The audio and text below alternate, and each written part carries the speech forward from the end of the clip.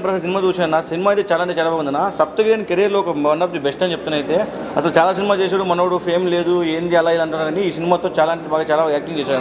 అసలు 100% acting efforts మనోడు. అసలు కమెడీని కూడా ఒక హీరోకి ఎలా చేశాడు, చాలా బాగా చేశాడు, చాలా బాగా నచ్చింది.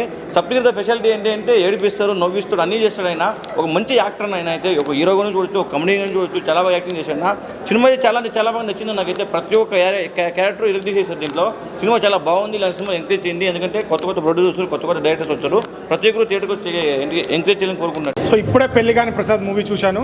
సో చాలా బాగుంది. కామెడీ మెయిన్ థింగ్ ఏంటంటే ఫ్యామిలీ, ఇక్కడ ఫ్యామిలీ అక్కడ ఫ్యామిలీ, ఒక కామెడీ జనరేట్ చేశారు. అండ్ లొకేషన్స్ కూడా ఫారెన్ కంట్రీలో తీసిన లొకేషన్ కూడా చాలా బాగున్నాయి. అండ్ ఎక్కువ మొత్తంలో కామెడీ మీమ్స్ ఎక్కువ వాడారు దీంట్లో. అవి చాలా ఫన్నీగా అనిపిస్తుంది. ఫ్యామిలీ డ్రామా కామెడీ, ఇక్కడ ఫ్యామిలీ అక్కడ ఫ్యామిలీ, లవ్ ట్రాక్ మధ్యలో ఫారెన్లో దానికి జరిగిన అవమానం అని ఇక్కడికి వచ్చి ఆ ట్విస్ట్ రివీల్ చేయడము. సో అంటే మనం అనుకుంటాం తీసుకొని మళ్ళీ వెళ్ళిపోతాడేమో అనుకుంటాం, బట్ అదే దీంట్లో ట్విస్ట్ ఉంటుంది, చాలా బాగుంటుంది, బాగా వర్కౌట్ అయింది. సో ఫుల్గా ఫ్యామిలీతో వచ్చి అందరూ బ్రహ్మాండంగా నవ్వుకొని, అంటే ఎట్లాంటి వల్గారిటీ లేకుండా.